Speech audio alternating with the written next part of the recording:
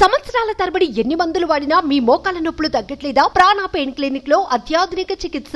Plastic కు దూరంగా ఉండండి, వాడద్దు అని ఎన్ని హెచ్చరికలు చేసినా వద్దని చెప్పినా వినేదెవరు, ఆగేదెవరు? అవే తప్పులు చేస్తున్నాం, ఏం జరుగుతుందిలే అనుకుంటున్నాం.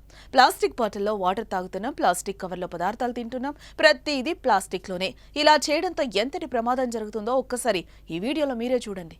ప్లాస్టిక్ అనేది మానవుని జీవన శైలిలో భాగమైపోయింది. దీని ద్వారా పర్యావరణానికి ఎంత నష్టముందో ప్రజల ఆరోగ్యానికి కూడా అంతకంటే ఎక్కువ నష్టమే వాటిల్లుతోంది. ఇది తినే ఆహారం నుంచి తాగే నీటి వరకు ముడిపడింది. ప్లాస్టిక్ వస్తువులే తిండి, నీరు తాగడం చేస్తున్నాం. చిన్నపిల్లలకు కూడా ఇది మినహాయింపేం కాదు. వారు ఆడుకునే బొమ్మలు, వారికి అందించే ఆహారంలో కూడా ప్లాస్టిక్ లేకుండా ఉండడం లేదు. ఇలా చేయడంతో మెల్లగా అది మన శరీరంలోకి పాకుతోంది. అన్ని అవయవాలను ప్లాస్టిక్ చుట్టేస్తోంది. తాజాగా జరిపిన పరిశోధనలో సంచలన విషయాలు వెలుగు చూశాయి.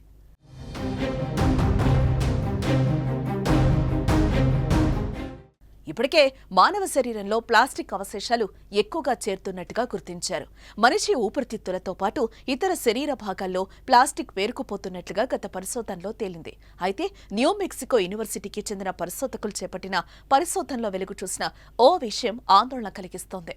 మానవ మెదడులో కూడా ప్లాస్టిక్ పేరుకుపోతోందని వెల్లడైంది. ఏడాది ప్రారంభంలో శవ పరీక్షల్లో సేకరించిన మానవ మెదడులో 8 ఏళ్ల క్రితం సేకరించిన నమూనాల కంటే ఎక్కువ ప్లాస్టిక్ ఉన్నట్టుగా గుర్తించారు.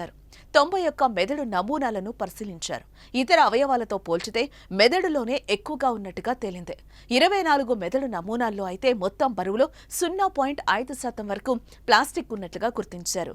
డిమెన్షియా, అల్జీమర్స్ వంటి సమస్యలు ఉన్నవారి మెదళ్లలో ప్లాస్టిక్ ఎక్కువ ఉన్నట్లుగా సైంటిస్ట్ మాథ్యూ క్యాంపెయిన్ తెలిపారు.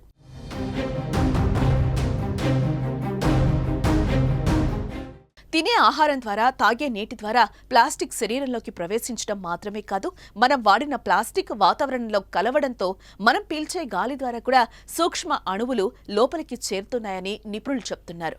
గాల్లో ఉండే మైక్రోప్లాస్టిక్ కణాలు సైతం శరీరంలోకి వెళ్తున్నాయని అంటున్నారు. కాబట్టి దీనిపై అప్రమత్తంగా ఉండాలి.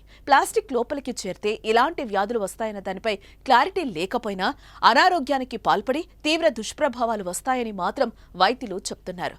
వీలైనంత ప్లాస్టిక్ కు దూరంగా ఉండడం మంచిది. దీనిపై మీరేమంటారో కామెంట్ చేయండి.